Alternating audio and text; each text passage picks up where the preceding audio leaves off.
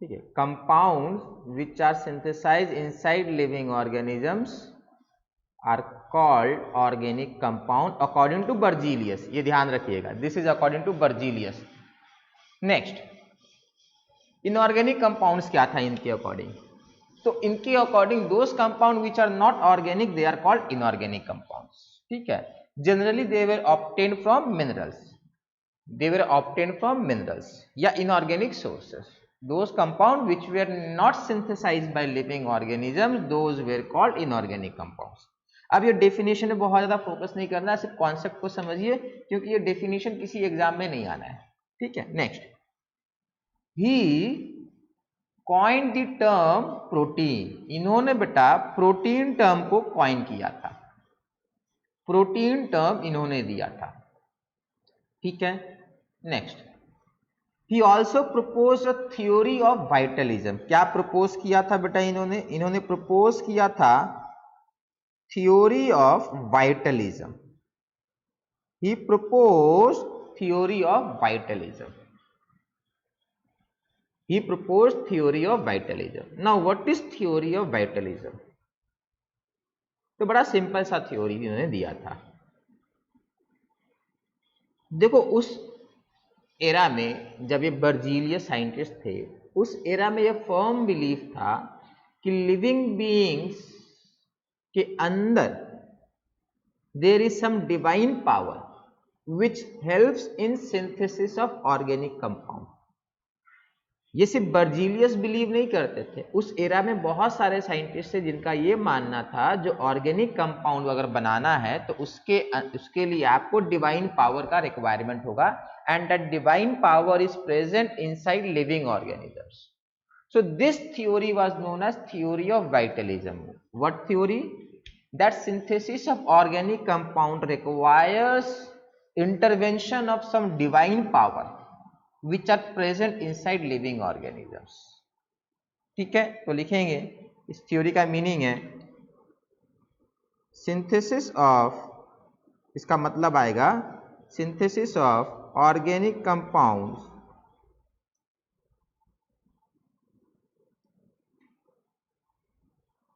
is possible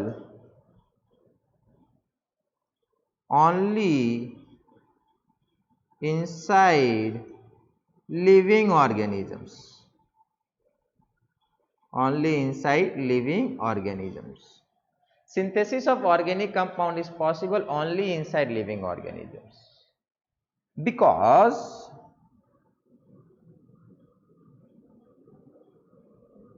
their synthesis requires, because their synthesis requires, ये hang कर गया,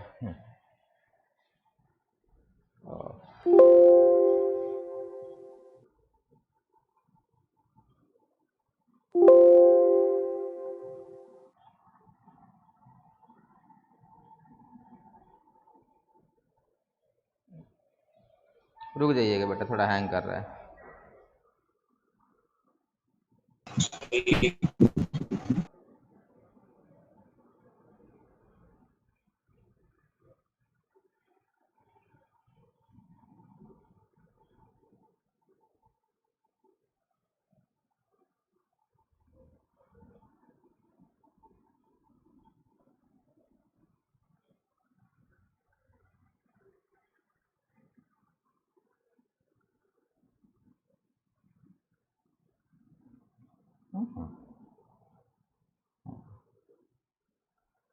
चलिए, तो आप लोग लिख लिए होंगे होपफुली, मिस तो नहीं हुआ ना कुछ जो लिखाए थे?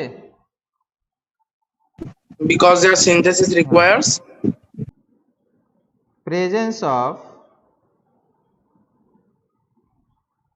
divine power, presence of divine power which is present inside living organisms, which is present inside living organisms. their synthesis requires divine power. Organic compound synthesis requires divine power and this divine power is present inside living organisms. इतना simple है. Next, इसमें किसी को doubt तो नहीं है बेटा? कोई डाउट है तो पूछ लीजिए. No, sir. चलिए नेक्स्ट.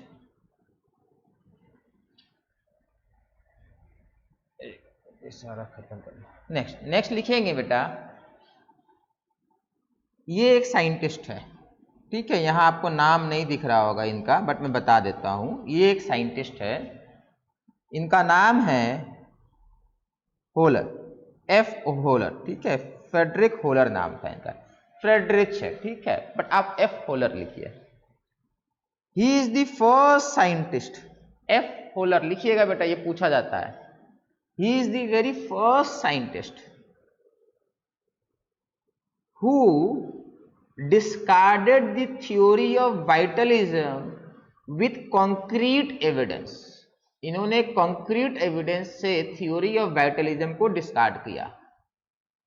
कैसे discard किया होगा? theory of vitalism ने बोला था ऑर्गेनिक कंपाउंड का सिंथेसिस करना है तो लिविंग ऑर्गेनिजम्स का रिक्वायरमेंट होना चाहिए, रिक्वायरमेंट है. इन्होंने क्या किया? He synthesized urea. He synthesized urea, the first organic compound to be synthesized outside living organisms. So F. Holler synthesized urea, the first organic compound to be synthesized outside living organisms. Clear है ये? Urea is the first organic compound to be synthesized outside living organisms. और scientist कौन थे? Holer थे. इसमें किसी को doubt? बेटा डाउट है तो डाउट नहीं रहा कर तो बेटा नो कम से कम बोल दिया कीजिए बेटा, फिर आगे बढ़ेंगे ना. Next, which compound was synthesise? Urea was synthesise. बेटा आप, ये आपका यूरिया है, दिस इज यूरिया. क्या है ये? NH2CONH2. क्या है ये? NH2CONH2. इस तरीके से लिखते हैं, NH2C+ONH2. This is urea. ये आपका कार्बन है, ये नाइट्रोजन है, ये भी नाइट्रोजन है, ये hydrogen, this is hydrogen, this is hydrogen and this is hydrogen, और ये ऑक्सीजन. इसको ड्रॉ कर लीजिएगा. क्लियर है ये? This is urea. नेक्स्ट, इन्होंने यूरिया बनाया कैसे? तो इन्होंने यूरिया बेटा इनऑर्गेनिक कंपाउंड से बनाया था. अब वो इनऑर्गेनिक कंपाउंड क्या था? तो लिखेंगे he heated ammonium cyanate. He heated ammonium cyanate. He heated ammonium cyanide. Ammonium cyanate का फॉर्मूला देखो क्या है. अमोनियम साइनेट का फॉर्मूला ये है NH4CNO. ये CNO माइनस होता है, NH4 प्लस होता है. ये यही है बेटा अमोनियम साइनेट, यही वाला मॉलिक्यूल है. This is ammonium NH4 plus and this is CNO minus. This is ammonium cyanate. तो इन्होंने हीट किसको किया? He heated ammonium cyanate to obtain urea. इसमें किसी को डाउट? चलिए नेक्स्ट. तो कभी कभी पूछेगा, ठीक है, छोटे मोटे एग्जाम में पूछता है कि यूरिया बना किससे था. नेक्स्ट, जब ये पहली बार बनाए थे यूरिया तो बहुत सारे साइंटिस्ट जो है ना ये बात मान नहीं रहे थे कि थ्योरी ऑफ वाइटलिज्म गलत है. उनका फर्म बिलीव था कि नहीं, थ्योरी ऑफ वाइटलिज्म सही है, organic compound can not be synthesize outside lab. बहुत सारे साइंटिस्ट यूरिया सिंथेसाइज हो गया उसके बाद भी ये बात नहीं मान रहे थे. बहुत सारे साइंटिस्ट का कहना ये था कि दी हैंड्स जिससे आप होल्ड कर रहे थे इक्विपमेंट को, टेस्ट ट्यूब वगैरह होल्ड कर रहे होंगे या हीट करने के लिए बंसन बर्नर को होल्ड कर रहे होंगे, किसी तरीके से जो डिवाइन पावर है वो जो सिंथेसाइज करने वाला रिएक्शन है उसके अंदर जंप कर जा रहा होगा। बहुत सारे साइंटिस्ट ये बिलीव कर रहे थे ये ऐसा इम्पॉसिबल है। आप साइंटिस्ट ने जब टच किया तो जो डिवाइन पावर है वो उसके अंदर चला गया। पर उसके बाद दो और साइंटिस्ट आए, कोल्ब एंड बर्थेलॉ। कोल्ब एंड बर्थेलॉ, इन दोनों ने भी ऑर्गेनिक कंपाउंड बना दिया फ्रॉम इनऑर्गेनिक कंपाउंड या outside lab, outside living organisms. तो कोल्ब ने क्या बनाया? कोल्ब ने एसिटिक एसिड बनाया। ही सिंथेसाइज, तो लिखेंगे Kolbe synthesize acetic acid and Berthelot synthesize methane. Kolb synthesized acetic acid and Bartholomew synthesized methane.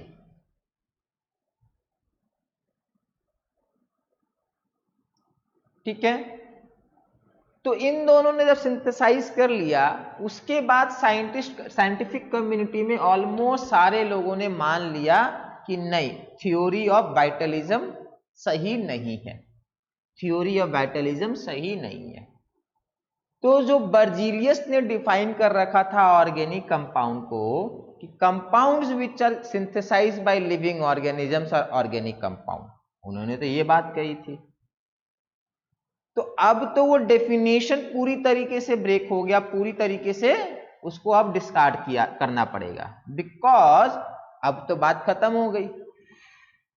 Organic compound बाहर भी बन रहे हैं, लिविंग ऑर्गेनिजम्स के बाहर बनना चालू हो गए organic compounds.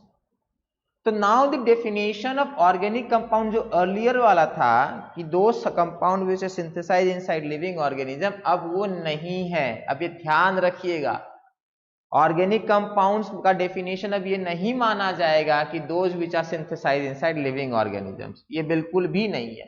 They are many compound which are not which are synthesized outside living organism but they are considered to be organic। ठीक है, चलिए तब नया डेफिनेशन ऑफ ऑर्गेनिक कंपाउंड क्या है? टॉपिक लिखिए modern definition of organic compound. Modern definition of organic compound, ध्यान से समझिएगा। ये डेफिनेशन अलग अलग बुक में अलग अलग आपको मिलेगा। क्यों मिलेगा? क्योंकि साइंटिफिक कम्युनिटी जो है ना एक प्रेसाइज एग्जैक्ट डेफिनेशन पे अभी तक अग्री नहीं की है। तो आप लिख लीजिए नो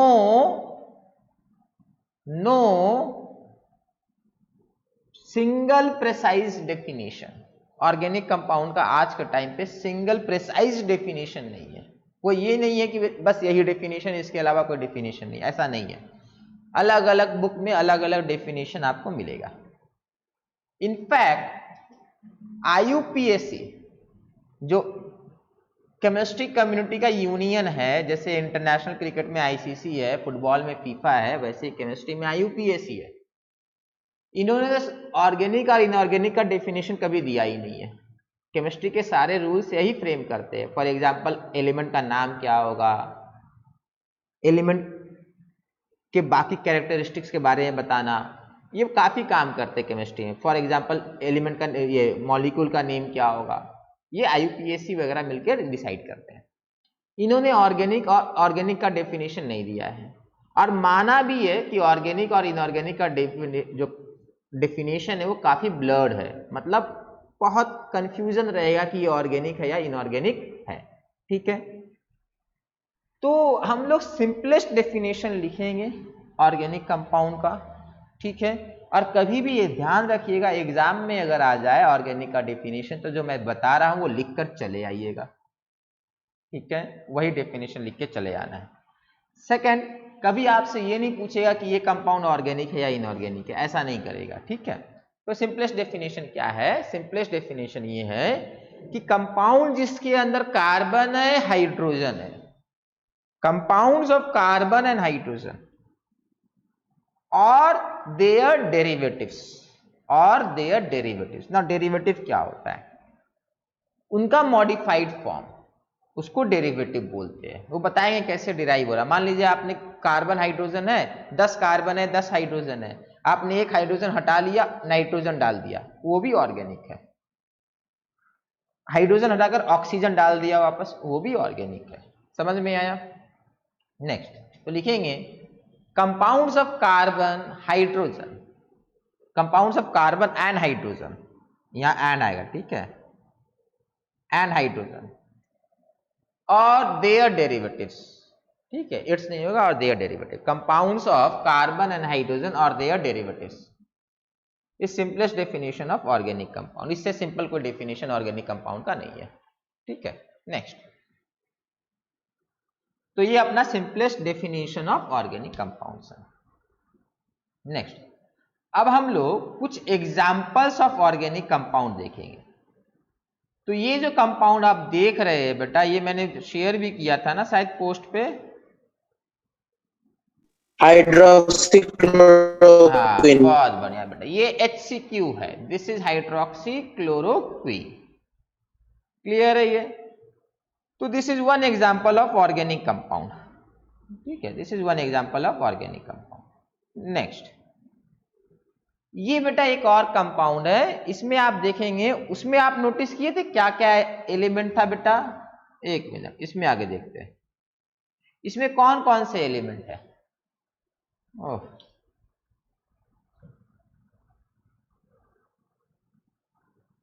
इसमें कौन कौन से एलिमेंट है? कार्बन है, हाइड्रोजन है, दिख रहा है, और क्या है? और क्या है? जल्दी से बताइए। नाइट्रोजन है, नाइट्रोजन, क्लोरीन, ऑक्सीजन है और क्लोरीन है। तो कार्बन और हाइड्रोजन मेनली है, कुछ नाइट्रोजन के एटम्स है, कुछ क्लोरीन के एटम है और ऑक्सीजन के एटम्स है, क्लियर है ये अपना विटामिन ए है, ठीक है। इसमें आप देखेंगे there are only 2 carbon and hydrogen and 1 oxygen atom, इसमें सिर्फ कार्बन है, हाइड्रोजन है और सिर्फ एक ऑक्सीजन एटम है, ठीक है। तो देखो, अगर वो ऑक्सीजन नहीं होता तो वहां हाइड्रोजन था, मतलब हम लोगों ने क्या किया, एक हाइड्रोजन हटा के ऑक्सीजन लगा दिया, तो वो क्या बन गया? आपका डेरिवेटिव हो गया उसका, ठीक है, डिराइव बोलते हैं इसको। नेक्स्ट, ये बेटा कैफीन है, ये कैफीन है, ये आपके कॉफी में मिलेगा, this is caffeine molecule. Nitrogen है एक तो और 2 ऑक्सीजन है। हाँ, नाइट्रोजन है और 2 ऑक्सीजन, ठीक है, ये कैफीन मॉलिक्यूल है।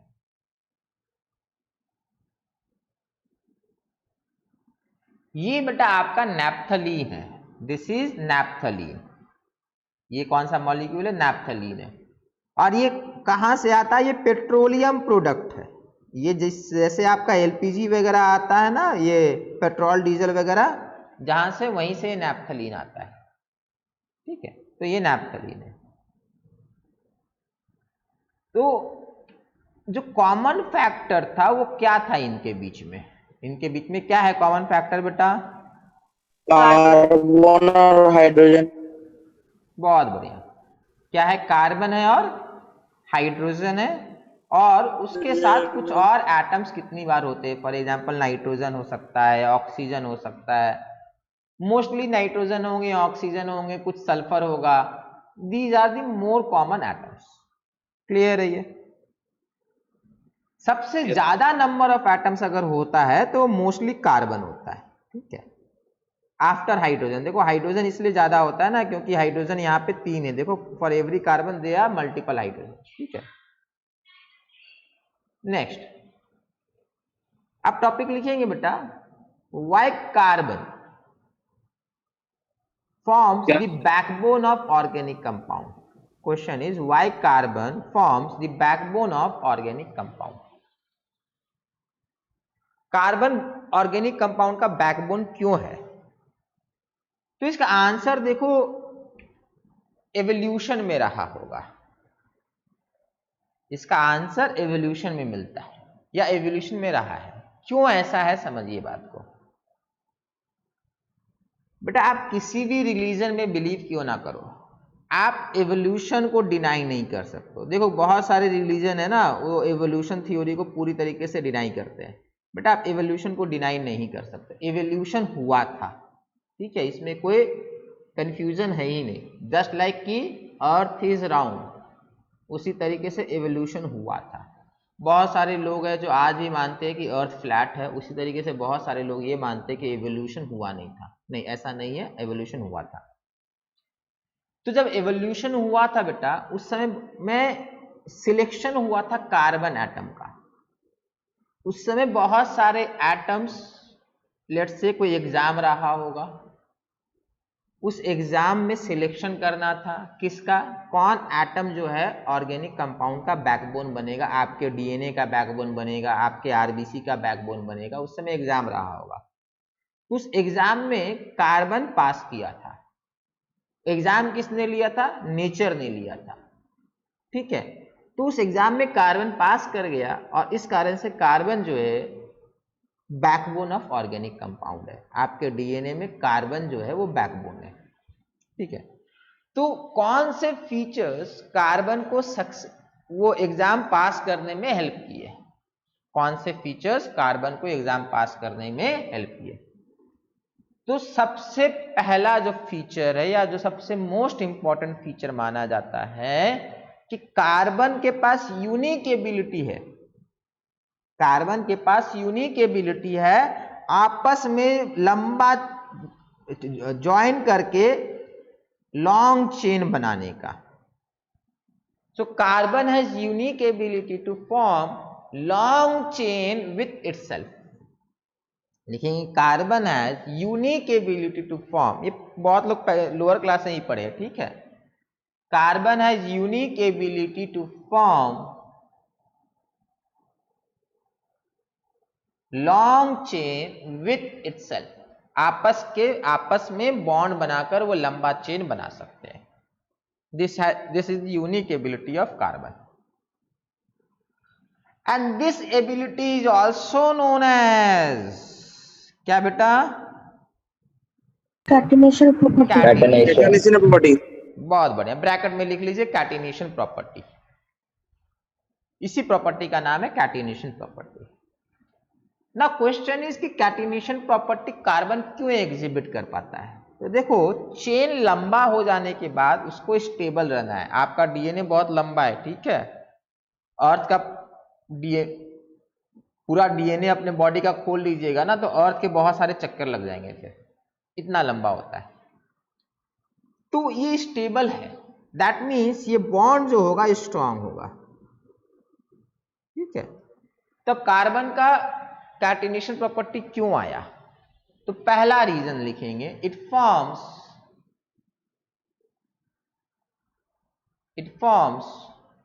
Strong carbon carbon bonds. आपस में स्ट्रांग कार्बन कार्बन बॉन्ड्स बनाता है। ये जो आया प्रॉपर्टी कैटिनेशन का, ये इसलिए आया because it forms strong carbon carbon bond. तो carbon has unique ability to form long chain with itself because it forms strong carbon carbon bonds. Next, अब ध्यान से समझो,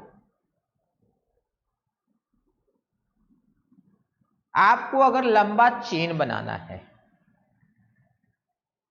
तो एक चेन ऐसा हो सकता है लीनियर, बस आपने ए है, ए के पास दो हाथ है, ए के पास दो हैंड है, तो एक हैंड ये वाला रहा और एक हैंड ये वाला रहा, दो हैंड है ए के पास, एक ऐसे करके वो हो सकता है। ठीक है, सिंपल सा है।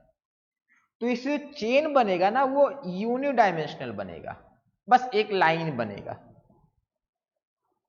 बट अगर चार उसके पास हो जाते हैं, चार आपके पास हाथ हो जाते हैं, तो मतलब क्या है, आप क्या करेंगे, एक इधर इस तरीके से बॉन्ड बनाएंगे, फिर एक ऊपर और एक नीचे या आगे या पीछे बनाएंगे। समझ में आया?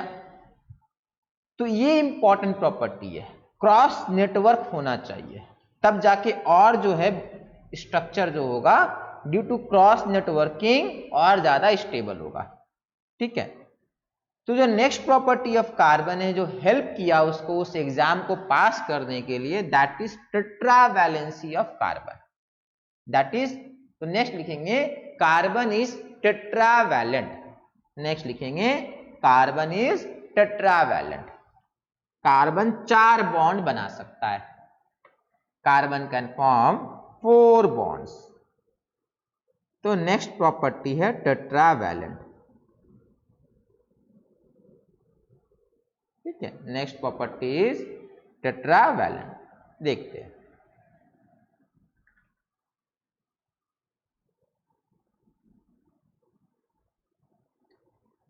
यहां आप देख रहे कार्बन के पास 4 इलेक्ट्रॉन थे, इसने क्या किया 4 हाइड्रोजन से बॉन्ड बना के शेयर किया है। तो carbon has form 4 bond by sharing of electrons. तो टेट्रावैलेंट क्यों है? क्योंकि कार्बन शेयर्स 4 इलेक्ट्रॉन। ठीक है, चलिए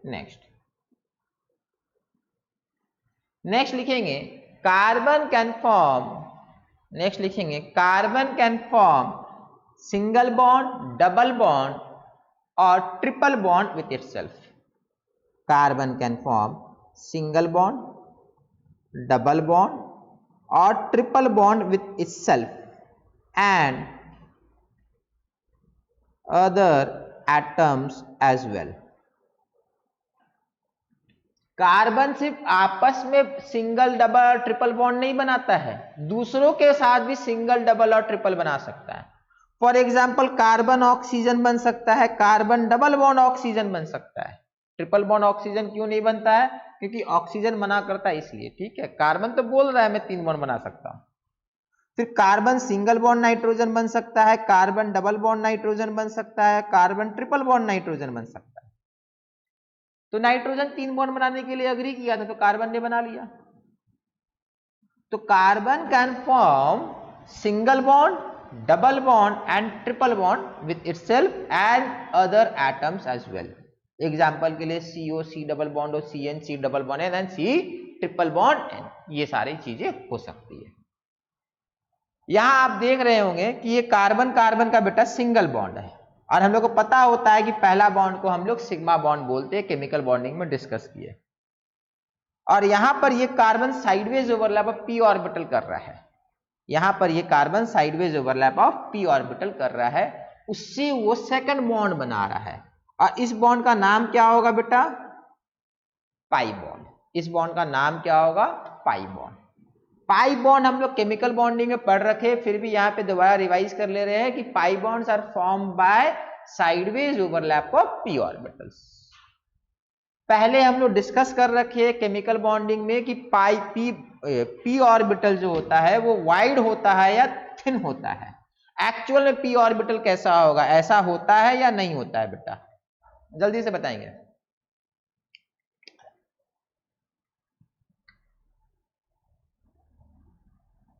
नहीं होता है।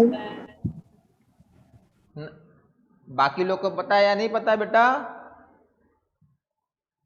तो डिफरेंट होता है। क्या होता है? जरा लाउडर बोलिए। तो डिफरेंट होता है। डिफरेंट होता है, सही है। चलिए देखिए बेटा, ये p ऑर्बिटल जो होता है ना, ये इतना थिन नहीं होता है, बहुत वाइड होता है। सेकंड, ये कार्बन कार्बन इतने दूर नहीं होते, काफी पास होते हैं। हम लोग बहुत पास इसलिए नहीं बना रहे क्योंकि फिर बाकी कुछ दिखेगा नहीं। इलेक्ट्रॉन इस तरीके से कोई सिलेंडर के थ्रू नहीं आता है, ये कार्बन एक्चुअली यहां पर है, मतलब ओवरलैप कर रहा है 2 एटम इस तरीके से। यहां पर ऐसे ऐसे नहीं है, बिल्कुल ऐसे है। ठीक है, हम लोग अगर ऐसे बना देंगे तो हम लोग कुछ दिखेगा नहीं, इसलिए हम लोग ऐसे बनाते हैं। ठीक है, नेक्स्ट, अब ये ध्यान रखिएगा बेटा, p ऑर्बिटल जो होता है ये थिन नहीं, इतना नैरो नहीं होगा, थिन नहीं होगा, वाइड होता है। ठीक है, नेक्स्ट, एक्चुअल में p ऑर्बिटल ये होता है, एक्चुअल में p ऑर्बिटल ये होगा। तो कार्बन कार्बन जो डबल बॉन्ड बनता है वो बिल्कुल इस तरीके से बनता है। और आप लोग कॉपी में इसको बना लीजिए बेटा, ये जरूरी है बनाना, ये समझना बहुत जरूरी है कि कार्बन कार्बन का डबल बॉन्ड कैसे बनता है या पाई बॉन्ड कैसे बनता है। सिग्मा बॉन्ड तो समझ में आ गया, वो तो हम लोगों ने पिछले स्लाइड में देखा कि इलेक्ट्रॉन जो है इधर से उधर जा रहा आ रहा है। ये रहा अपना पाई बॉन्ड। बाकी हम लोग को मालूम है कि कार्बन का हाइब्रिडाइजेशन यहां पर क्या होगा, जल्दी से बताएंगे। 1 2 3 जल्दी से बताइए, क्या है हाइब्रिडेशन? sp2। बहुत बढ़िया, sp2, बहुत सही। This is sp2 hybridized. ठीक है, अब देखो हम लोग अगर कॉपी में बनाते हैं तो ये एक तो हम लोग कॉपी में इस तरीके से बना लेते हैं, कितनी बार क्या, मोस्ट ऑफ द टाइम हम लोग इसी तरीके से बनाते हैं। ये रहा हमारा इथीन मॉलिक्यूल, ये जो अपना है। बट अगर ये वाला क्लाउड बनाना होता है तो बहुत बार हम लोग कुछ इस तरीके से क्लाउड बनाते हैं। ये रहा ये, और ये रहेगा हम लोग का क्लाउड। इस तरीके से पाई इलेक्ट्रॉन क्लाउड बनाते हैं, ठीक है। और लिख देते हैं कि pi electron cloud, pi electron cloud. तो ये जो पाई इलेक्ट्रॉन, ये जो पाई बॉन्ड बना है, उसमें बेटा क्लाउड जो है एक प्लेन के नीचे है और दूसरा प्लेन के ऊपर है। तो पाई बॉन्ड में बेटा क्लाउड जो है वो बॉन्ड, ये जो इनका जो इंटर न्यूक्लियर डिस्टेंस है उसके ऊपर है और उसके नीचे है। फॉर एग्जाम्पल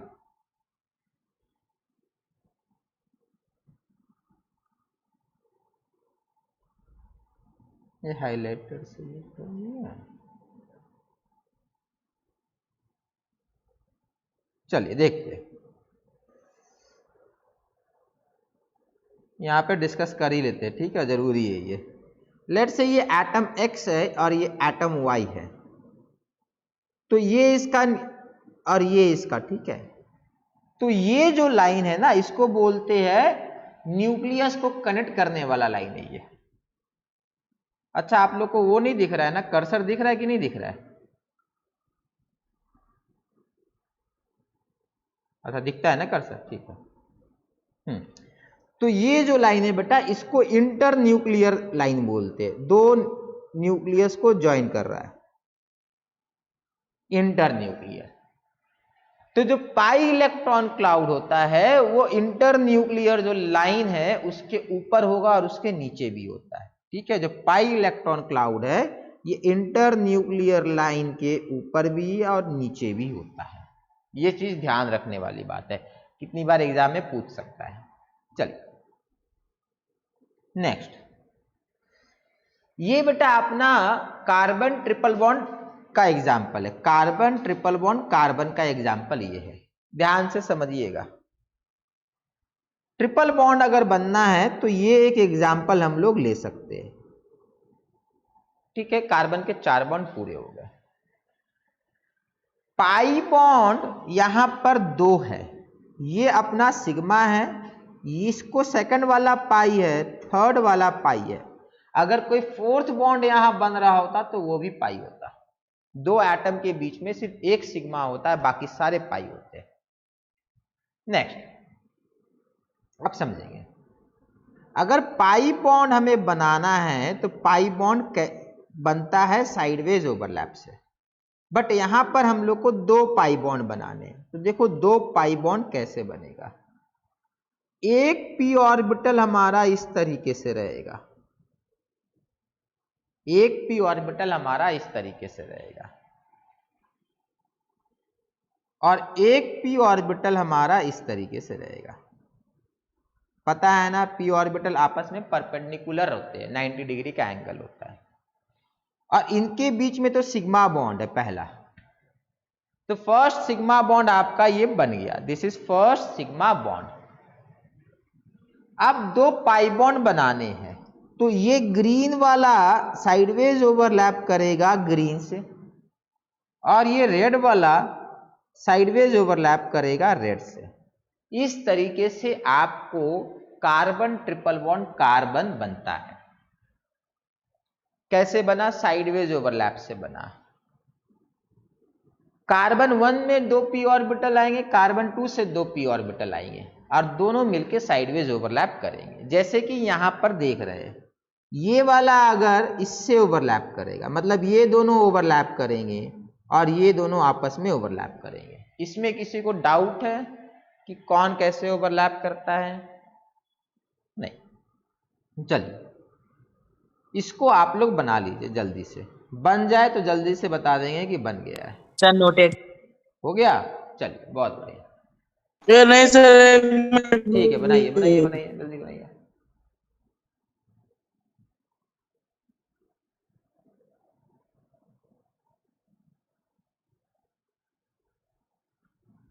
तब तक ये भी देखते रहिए।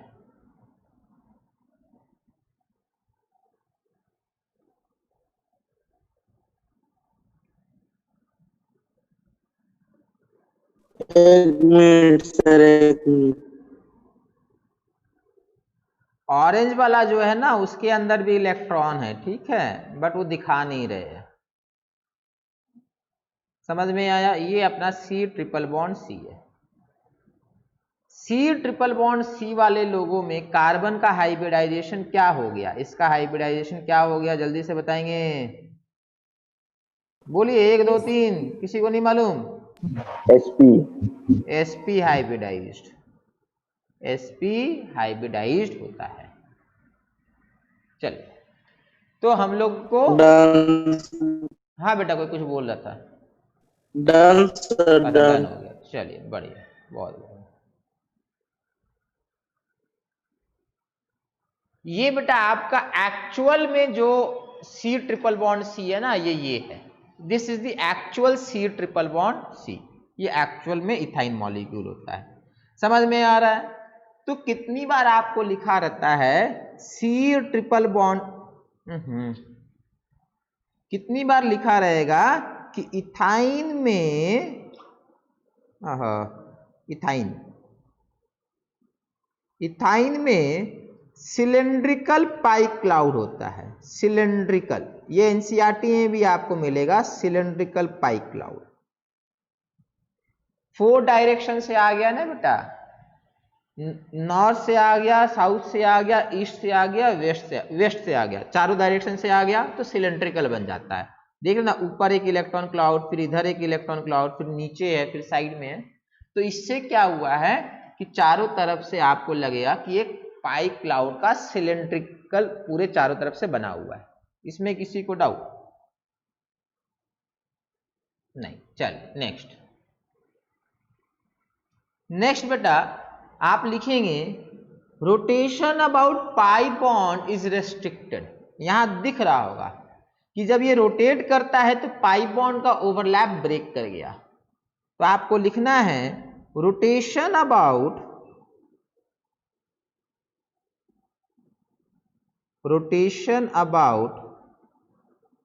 Pi bond is restricted. Pi bond के अबाउट रोटेशन नहीं होता है, पाई बॉन्ड के अबाउट रोटेशन नहीं होगा। क्लियर सबको? बेटा हाँ या ना बोलते रहा कीजिए बेटा।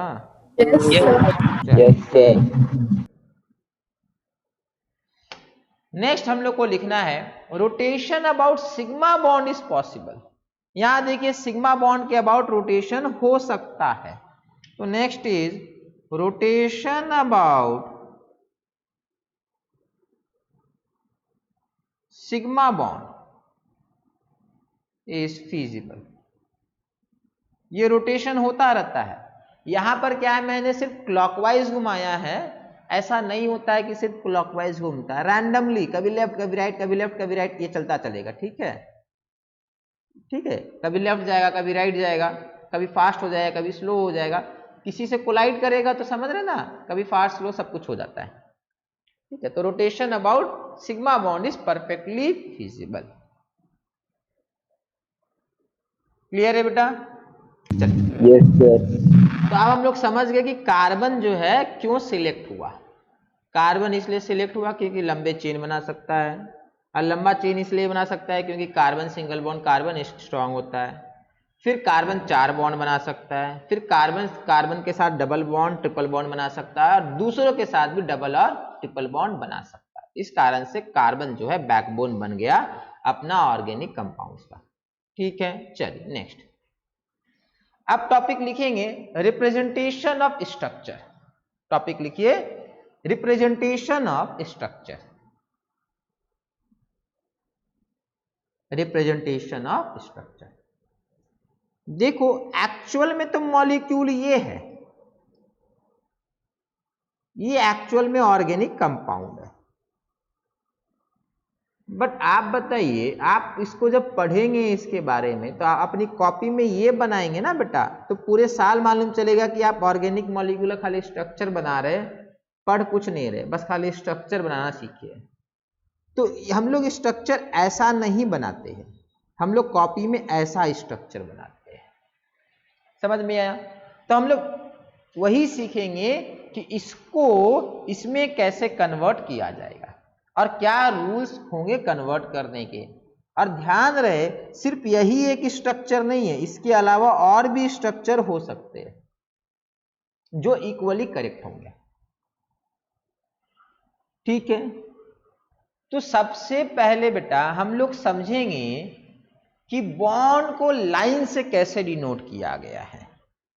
बॉन्ड से लाइन को लाइन से बॉन्ड को कैसे डिनोट किया गया है। How line is being used to denote a bond.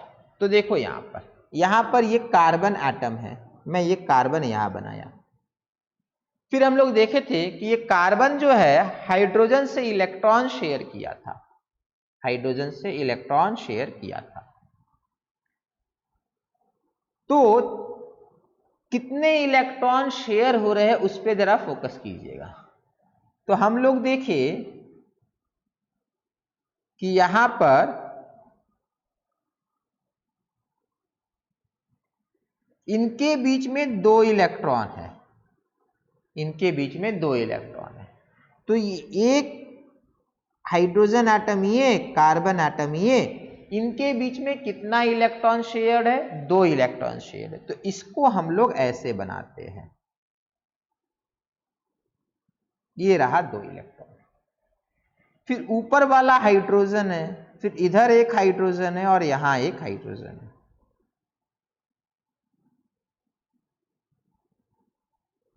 ये 2 इलेक्ट्रॉन शेयर्ड है। ठीक है, तो बॉन्ड का मतलब होता है यहां जो हम लोग ड्रॉ किए हैं दैट इज कोवेलेंट बॉन्ड। ठीक है, ionic bonds they are not true bond, they are false bond. ठीक है, अगर हम लोग बॉन्ड की बात कर रहे हैं, अगर एक्चुअल बॉन्ड सही में कोई बॉन्ड होता है तो कोवेलेंट बॉन्ड होता है। आयनिक बॉन्ड फ्रॉड वाला बॉन्ड है। ठीक है, उसमें वैसा कुछ बॉन्डिंग शेयरिंग वगैरह कुछ नहीं है। एक लाइन 2 इलेक्ट्रॉन डोनेट करता है, डिनोट करता है। 1 लाइन डिनोट्स 2 इलेक्ट्रॉन। यहां पर हम लोगों ने एक लाइन बनाया, मतलब 2 इलेक्ट्रॉन शेयर है, या 2 इलेक्ट्रॉन को हम लोग sharing of 2 electron is denoted by या रिप्रेजेंटेड बाय 1 लाइन। कहीं पर भी आपको एक लाइन दिखा मतलब उनके बीच में 2 इलेक्ट्रॉन शेयर्ड है, ए बी, और किसी ने बस ऐसा लाइन ड्रॉ कर दिया। अब ये लाइन ड्रॉ कर दिया है, आपको समझ जाना है कि यहां पर एक इलेक्ट्रॉन और यहां पर एक इलेक्ट्रॉन है। एक लाइन 2 इलेक्ट्रॉन डिनोट करता है, 2 इलेक्ट्रॉन का शेयरिंग डिनोट करेगा। ठीक है, ये इलेक्ट्रॉन ड्रॉ नहीं किया रहेगा, लाइन का मतलब ये होता है 2 इलेक्ट्रॉन। इसके बाद बेटा कभी भी कंफ्यूजन नहीं होना चाहिए कि अगर ये लाइन को मैं इस तरीके से ले जाऊं उस तरफ, तो आपको ये समझना है मैंने 2 इलेक्ट्रॉन को इधर से उधर ले गया। ये बड़ा कंफ्यूजन होता है आगे में बेटा, बच्चों को मैकेनिज्म अगर समझने में बेटा काफी डिफिकल्टी होती है। आपको सिर्फ इतना समझना है जब भी एक लाइन इधर से उधर मूव करता है तो 2 इलेक्ट्रॉन की बात हो रही है। क्लियर है ये? नेक्स्ट, यहां पर देखेंगे, यहां पर बेटा आपको भले ही क्लाउड 2 दिख रहा है, बट ये क्लाउड एक है और ये दूसरा क्लाउड है। ध्यान से समझेंगे। अभी ये कार्बन है, ये कार्बन है, ये मैं अभी बना लिया। अब यहां पे बेटा आपको 2 क्लाउड दिख रहे हैं, बट दोनों क्लाउड मिलाकर बेटा इलेक्ट्रॉन कितने शेयर है? तो ऊपर और नीचे मिला के बेटा 2 इलेक्ट्रॉन शेयर है, इसीलिए हम लोग एक लाइन ड्रॉ करते हैं। कितने क्लाउड है उससे हमको मतलब नहीं है, कितना एरिया ऑफ ओवरलैप है उससे हम लोगों को मतलब नहीं है। हम लोग को इस बात से मतलब है कितने इलेक्ट्रॉन शेयर्ड है। 2 इलेक्ट्रॉन शेयर्ड है, 10 क्लाउड क्यों ना बना ले, वो लाइन तो एक ही बनाएंगे। समझ में आया? तो यहां पर एक लाइन ये बना। ठीक है, नेक्स्ट, यहां पर भी बेटा हम लोग जानते हैं कि अगर इसको हम लोग बनाएंगे तो ये रहा सी, सी H। अब देखो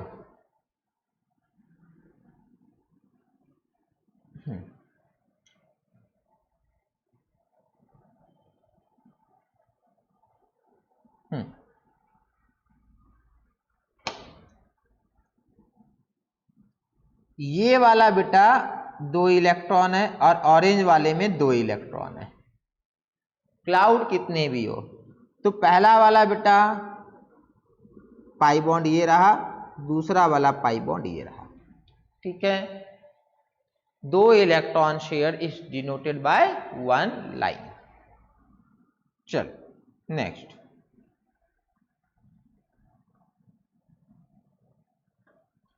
इसको आप लोग खुद से बेटा बॉन्ड लाइन डायग्राम से रिप्रेजेंट कीजिए। जल्दी से इसे आप लोग खुद से बॉन्ड लाइन डायग्राम रिप्रेजेंट कीजिए।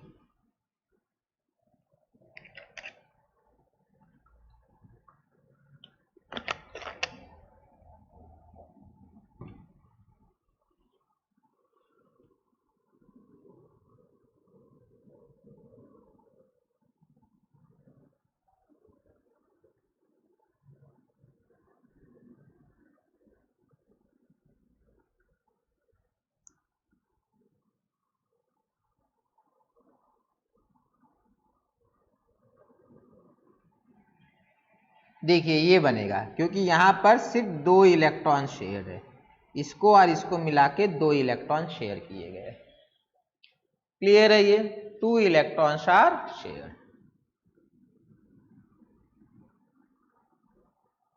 चलिए नेक्स्ट, होपफुली सब क्लियर होगा। तो अब तक स्ट्रक्चर में बेटा हम लोग क्या कर रहे थे कि ये कार्बन एटम था तो कार्बन को ड्रॉ किए थे, इसको भी हम लोग ड्रॉ किए थे, पूरा एक्सपैंड करके हम लोग ड्रॉ करते थे। नेक्स्ट देखेंगे, अब अगर इसको हम लोग को कॉपी में बनाना है तो कैसे बनाएंगे? तो देखो इसके तरीके क्या क्या है। एक तरीका है कि ये वाला कार्बन मैंने आगे देख लीजिए, इस कार्बन को मैंने ड्रॉ किया, इस कार्बन को मैंने ड्रॉ किया, सारे कार्बन मैंने ड्रॉ किए, और देखो ये कैसे भी क्यों ना रहे जिगजैग पाथ में है, बट मैं तो स्ट्रेट लाइनें बनाऊंगा, आप बना सकते हैं। फिर सबके बीच में बॉन्ड बना दिए, सारे बॉन्ड सिग्मा बॉन्ड है, दो किसी के बीच में पाई बॉन्ड नहीं है। फिर मैंने सारे हाइड्रोजन एक एक करके ड्रॉ किए, इसके पास 3 हाइड्रोजन, 2 हाइड्रोजन, फिर से 2 हाइड्रोजन, फिर से 2 हाइड्रोजन, फिर से 2 हाइड्रोजन, फिर से 2 हाइड्रोजन, फिर से 2, और यहां लास्ट में 3 हाइड्रोजन। तो ये एक तरीका है इस वाले को इसमें बनाने का। सेकंड तरीका क्या है? सेकंड तरीका इसका ये था बेटा कि देखो यहां पर CH3 है, यहां पर CH3 है, और यहां पर बेटा इसके बीच में देखो CH2 मॉलिक्यूल है ना, सारे CH2 है। तो मैं क्या करूंगा, यहां लिखूंगा CH3, फिर लिखूंगा CH2, फिर लिखूंगा CH3, और इसमें ब्रैकेट बनाऊंगा और 1 2 3 4 5 6 बस लिख दिया। ऊपर वाला नीचे वाला दोनों एक ही मॉलिक्यूल है, बस ड्रॉ करने का तरीका अलग है। इसमें सारा कंप्लीट इंफॉर्मेशन या डिटेल्ड में स्ट्रक्चर बनाया गया है, इसको कंडेंस्ड करके बनाया गया है। दिस इज कंडेंस्ड स्ट्रक्चर है ये, और ये एक्चुअल में एक्सपैंडेड स्ट्रक्चर बोलते हैं या कंप्लीट बोलते हैं, ठीक है, एक्सपैंडेड स्ट्रक्चर।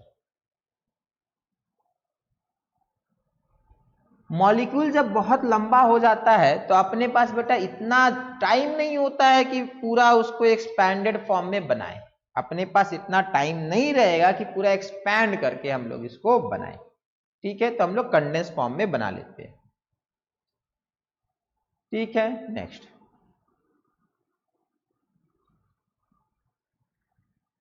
अब देखो इसका कंडेंस्ड फॉर्म आप लोग खुद बनाएंगे, जल्दी से बनाएंगे इसका, इस मॉलिक्यूल का कंडेंस्ड फॉर्म आप लोग जल्दी से बनाएं। एक्सपैंडेड नहीं बनाना है, बड़ा टाइम लग जाएगा।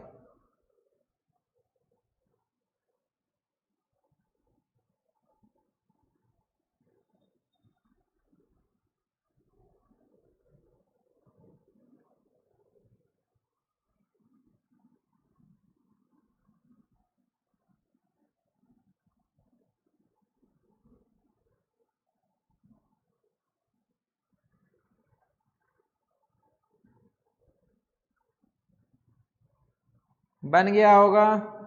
यहां पर CH3 है, फिर CH2 कितने, 1 2 3 4 5 6 7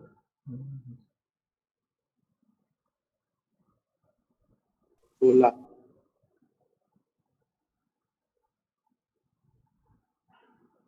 16 टाइम्स आया ना।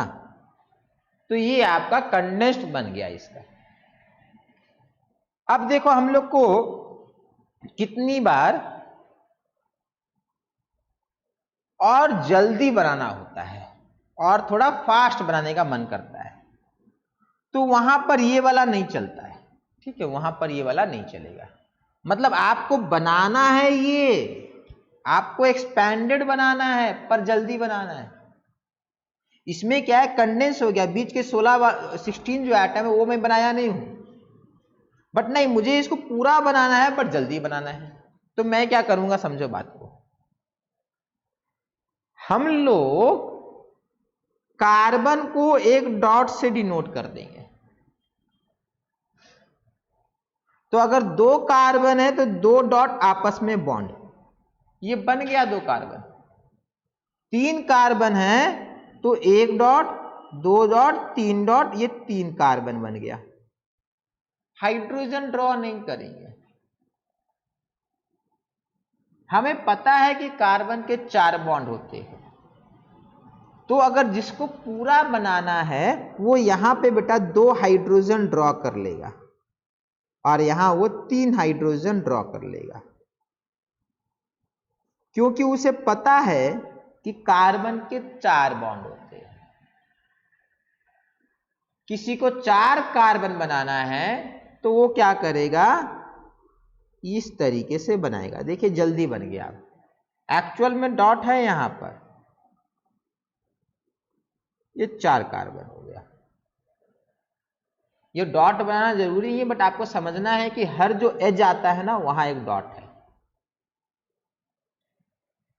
इसमें किसी को डाउट, हाइड्रोजन बनाना नहीं है, हाइड्रोजन वहां है। अब आप बोलेंगे सर ये वाला हाइड्रोजन बनाना है कि नहीं बनाना है, जो ऑक्सीजन के साथ है। तो देखो कार्बन के साथ वाला हाइड्रोजन इग्नोर होगा, बाकी सारे एटम बनाने हैं, बाकी सारे एटम बनाने हैं। एक एक करके एग्जांपल करेंगे तो आगे और समझ में आएगा। चलिए यहां देखते हैं।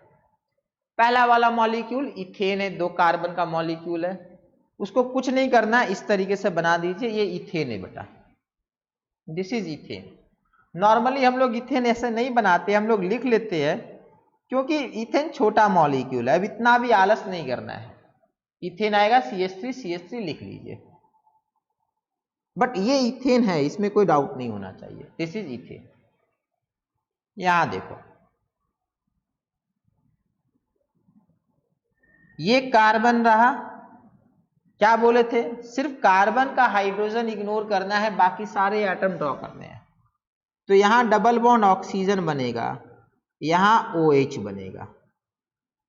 ये और ये दोनों एक ही चीज है, शॉर्ट में बनता है, ये जल्दी बन जाता है।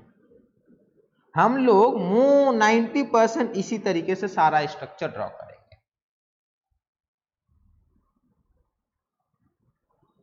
कौन सा मॉलिक्यूल है ये, एसिटिक एसिड मॉलिक्यूल है। चलिए जल्दी से इसको कन्वर्ट कीजिए। तो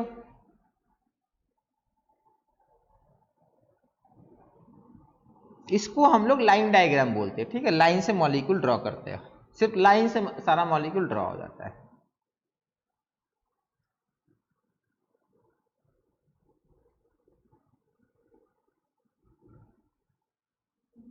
सबका बना बेटा ये, यस सर। चलिए इसको भी जल्दी से बना लीजिए। सिर्फ और सिर्फ हम लोग हाइड्रोजन कार्बन का इग्नोर करेंगे, बाकी सब कुछ बनाना पड़ता है।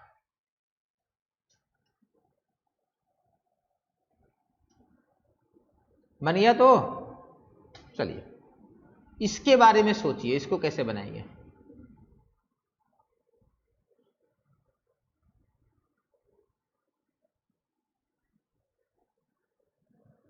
इसको ऐसे बनाएंगे बेटा, बन गया। ये यही चीज है, दिस इज सेम थिंग। किसी को डाउट?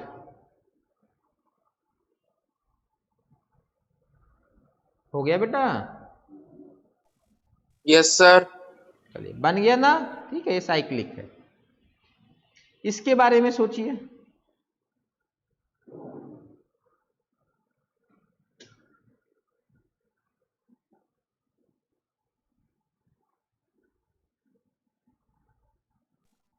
हो गया सर। दिख रहा है बेटा, ये मॉलिक्यूल जो है थोड़ा ऑड टाइप का है, 6 कार्बन है इसके, and this molecule is not flat, this is a 3 dimensional molecule. तो इसको हम लोग इस तरीके से बनाएंगे। हो गया, ये यही बना बेटा सबका। Yes sir. चलिए नेक्स्ट, यहां देखेंगे इसको बनाना है, तो इसको बेटा हम लोग इस तरीके से बनाते हैं। पता है सबको ये बेंजीन है, double bond double bond double bond, ये अपना बेंजीन बन गया।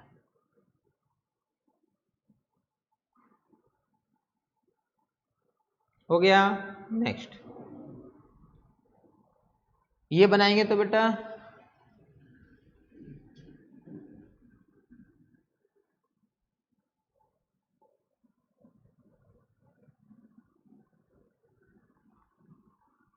बड़ा सिंपल है, एक ट्रायंगल बनेगा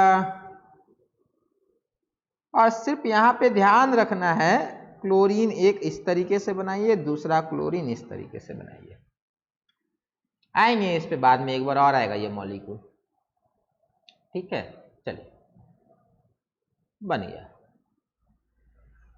ये भी जल्दी से बना लेंगे, नैप्थलीन है।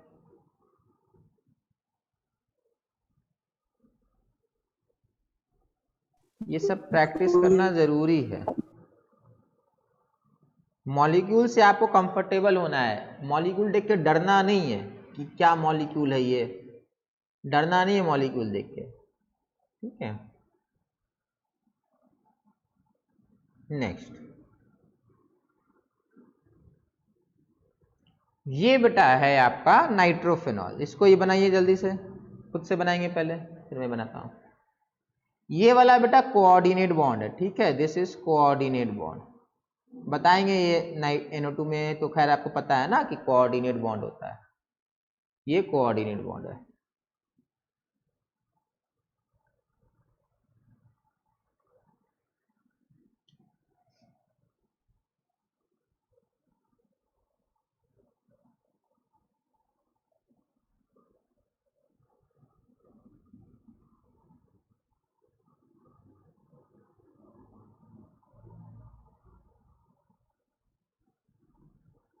बन गया ये अपना मॉलिक्यूल। क्लियर है सबको? ये सबका बना? Yes sir. चलिए अब लिखेंगे 3 डायमेंशनल रिप्रेजेंटेशन। अभी तक सब 2D कर रहे थे, अब हम लोग 3D में आएंगे। अब लिखेंगे 3 डायमेंशनल रिप्रेजेंटेशन, 3D। देखो molecule, most of the molecule तो 3 डायमेंशनल है, पर हम लोग तो बना देते हैं 2 डायमेंशनल। फॉर एग्जाम्पल ये मीथेन है बेटा, मीथेन हम लोग इस तरीके से बनाते हैं, इस तरीके से मीथेन बना दिए। अब देखो इसमें प्रॉब्लम ये है कि इसमें आपको इंफॉर्मेशन ये नहीं मिला है कौन सा बॉन्ड बाहर जा रहा है, कौन सा बॉन्ड अंदर जा रहा है। तो ये 2D है, दिस इज 2D। इसमें आपको इंफॉर्मेशन नहीं मिल रहा कौन सा अंदर कौन सा बाहर है। बट यहां पे क्या इंफॉर्मेशन मिला आपको, यहां पे मिला कि ये इनसाइड है, this is inside and this is outside. आप याद रखिएगा ये बॉन्ड और ये बॉन्ड बेटा हमेशा प्लेन पे आ सकते हैं, दो बॉन्ड हमेशा प्लेन पे आ ही सकते हैं, ठीक है। इसमें किसी को डाउट है कि ये दो बॉन्ड प्लेन पर है या नहीं है? सर ये क्या बोला, और एक बार रिपीट कीजिए प्लीज। बता रहे हैं। कौन सा स्लाइड है, एक मिनट। हाँ, ये जो मॉलिक्यूल आपको दिख रहा है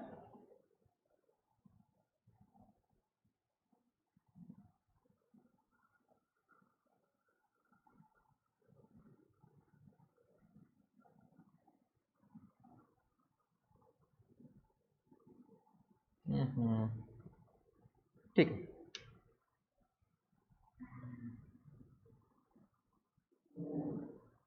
मैं बोला था बेटा इसके दो हाइड्रोजन जो है ना वो प्लेन के ऊपर है, वो कॉपी के ऊपर है। एक कॉपी के अंदर जा रहा है, एक कॉपी के बाहर जा रहा है, ऐसा नहीं है। हाँ सर। मैं इसको इस तरीके से बना सकता हूं, समझेंगे बात को। ये रहा कार्बन, ये रहा एक हाइड्रोजन, कौन वाला, ये वाला हाइड्रोजन, ये दूसरा वाला हाइड्रोजन। इसमें किसी को डाउट ये दोनों कॉपी के ऊपर है? नहीं। ये बाहर आ रहा है, इसको इस तरीके से बनाएंगे, सॉलिड लाइन, ये सॉलिड लाइन बनेगा और ये H। ये अंदर जा रहा है, उसको इस तरीके से बनाएंगे, धीरे धीरे बनाना है, ठीक है। ये इस तरीके से बनता है। ये आपका 3D में बना है, दिस इज इन 3D। इसमें इंफॉर्मेशन साफ साफ दिख रहा है कि जो सॉलिड वाला लाइन है ये आउटसाइड है और ये वाला लाइन इनसाइड है। इसको हम लोग वेज डैश बोलते हैं, वेज डैश,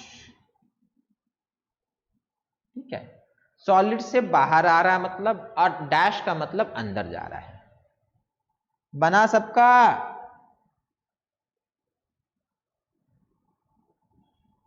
यस सर। चलिए नेक्स्ट। ये अपना इथेन मॉलिक्यूल है, दिस इज इथेन। इसको भी हम लोग 3 डायमेंशन में बनाएंगे और वेज और डैश का यूज करके ये बताएंगे कौन सा एटम अंदर जाएगा, कौन सा एटम बाहर आएगा, ठीक है। चलिए, तो यहां पे 2 कार्बन एटम है, तो पहले दोनों कार्बन एटम बना लेते हैं। प्लेन के ऊपर बेटा ये वाला हाइड्रोजन है और ये वाला हाइड्रोजन है, तो ये इस तरीके से बना, ये इस तरीके से बना। देखिए प्लेन के ऊपर है, यहां ये बाहर है, एक इस तरीके से आएगा और एक अंदर है, हो गया। यहां ये बाहर है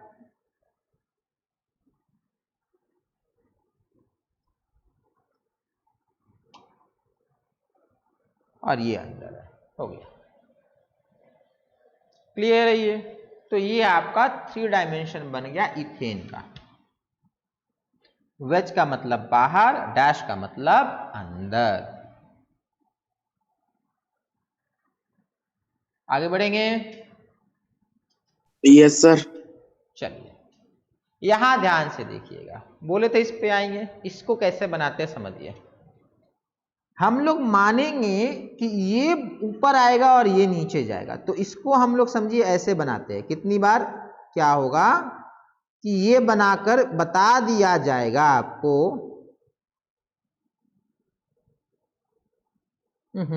सॉरी,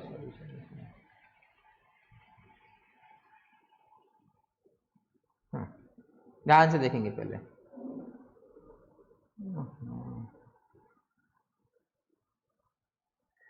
ये रहा H, ठीक है। ये Cl इस तरीके से बनाया गया, उस तरीके से बनाया, ऊपर नीचे। यहां से साफ साफ क्लियर है बेटा कि दोनों क्लोरीन जो है ऑपोजिट साइड में है, एक नीचे है तो एक ऊपर है। सेकंड ऑप्शन था इसको बनाने का इस तरीके से, देख लीजिए पहले फिर बना लीजिएगा। सेकंड ऑप्शन था कि मैं ऊपर के लिए dash line solid line use कर लूं यहां पर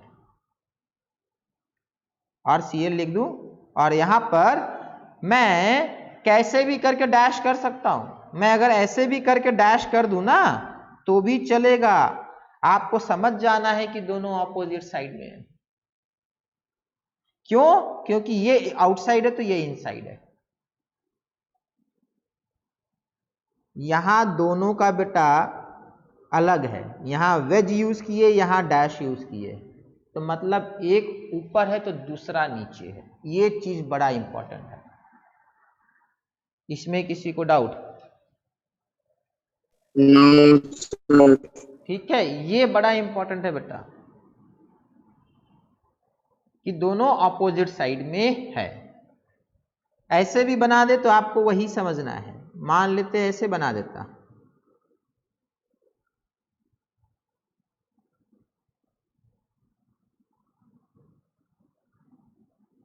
तो भी वही चीज है, अंदर बाहर है।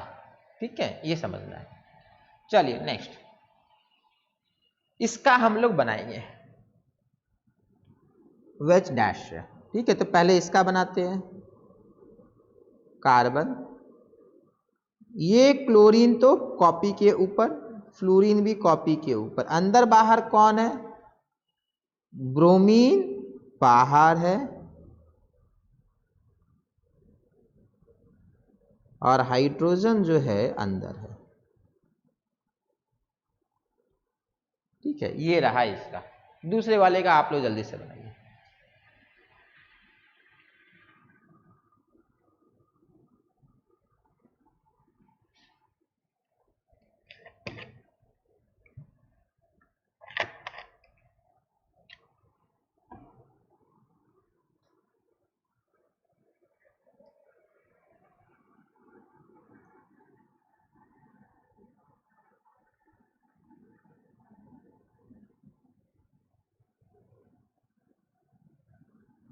देखो दूसरा वाला बना लेते हैं जल्दी से, क्लोरीन फ्लोरीन,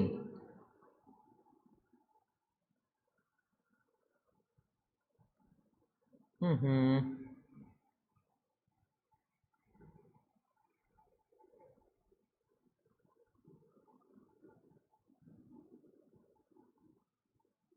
ब्रोमीन अंदर आ गया, चला गया, हाइड्रोजन बाहर आ गया। यही है ना बेटा? सबका यही बना? Yes sir. यहां ध्यान से समझिएगा, सेम मॉलिक्यूल है बेटा, बस रोटेट किया है थोड़ा सा। समझ में आ रहा ना? बस रोटेट कर दिया है, यही मॉलिक्यूल है ये। इमेजिन कीजिए रोटेशन, इमेजिन कर पा रहे कैसे रोटेट किया है? समझ रहे तो? वही मॉलिक्यूल है। क्लियर है ये? इसको देखो कैसे बनाएंगे। यहां बेटा साफ साफ दिख रहा है कि ये दोनों अंदर जा रहे हैं, पीछे जा रहे हैं, और ये दोनों बाहर आ रहे हैं। बहुत बढ़िया दिख रहा ना बेटा ये? तो ये दोनों जो है इस तरीके से बनेंगे।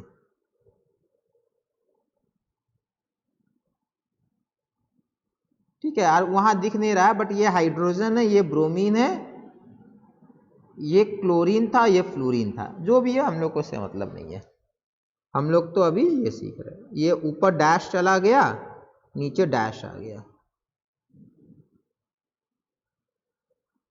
समझ में आया? ये सब छोटा छोटा कॉन्सेप्ट है, बड़ा इंपॉर्टेंट कॉन्सेप्ट है। आगे चल के ना ऑर्गेनिक में यही सब परेशान करने लगता है। नेक्स्ट, इसको ही बना लीजिए जल्दी से तब तक।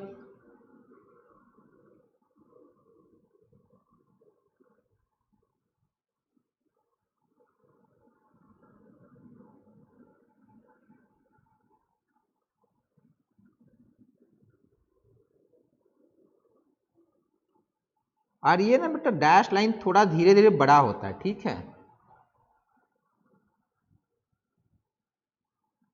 ये रहा ब्रोमीन, ये रहा हाइड्रोजन, ये रहा फ्लोरीन, ये रहा क्लोरीन। बन गया सबका।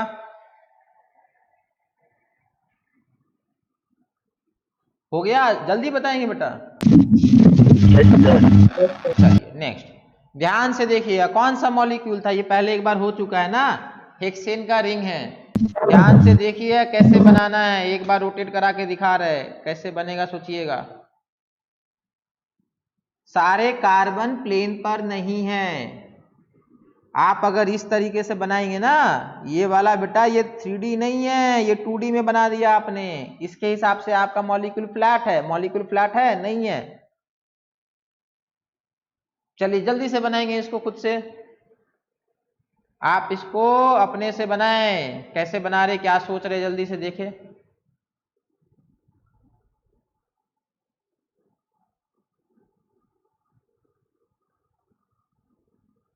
थ्री डी में सोचिए कैसे बनाइएगा इसको।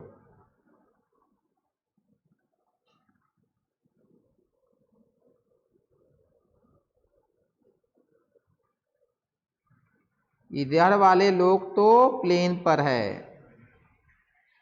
ये सर्कल बनाना जरूरी नहीं है, बस मैं ऐसे ही बना रहा हूं।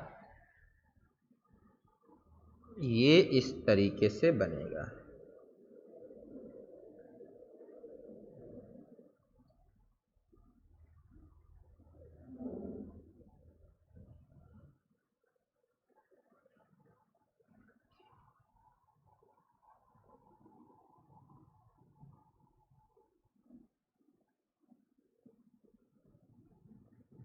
समझ में आया सबको? ये वाला बेटा कॉपी के अंदर जा रहा है ये वाला कार्बन, और ये वाला कार्बन कॉपी से बाहर आ रहा है, हाँ या ना? यस। सबका यही बना तो सबको यही बनाए हैं। अरे हाँ या ना बोला कीजिए बेटा। Yes, sir. चलिए नेक्स्ट देख लेंगे, इसको मैं थोड़ा अच्छे से बना दे रहा हूं। ये इस तरीके से बनता है। अगर ऐसा भी बना के छोड़ देते हैं ना बेटा, तो इसका मतलब भी सॉलिड होता है, ठीक है, इसका मतलब भी सॉलिड होता है। यहां कार्बन बनाने से थोड़ा आराम हो जाता है। फिर ये इस तरीके से आपको बनाना है, ठीक है। ये बन गया अपना साइक्लोहेक्सेन।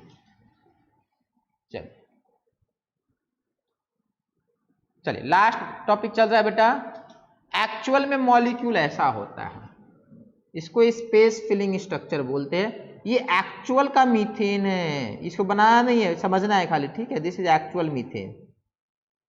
कार्बन, फिर आएगा आपका हाइड्रोजन, हाइड्रोजन, हाइड्रोजन, हाइड्रोजन। अब इसको हम लोग तो प्लेन पे तो चारों डायरेक्शन में दिखा नहीं सकते। एक हाइड्रोजन देख रहे छिपा हुआ है, पीछे है, एक हाइड्रोजन पीछे है, किसी भी समय में तीन ही नजर आएगा ना ढंग से, ठीक है। तो ये आपका स्पेस फिलिंग स्ट्रक्चर है, this is the actual methane molecule, ठीक है। और ये आपका एक्चुअल इथेन मॉलिक्यूल है, ये अपना एक्चुअल में इथेन मॉलिक्यूल होता है। समझ में आया बेटा?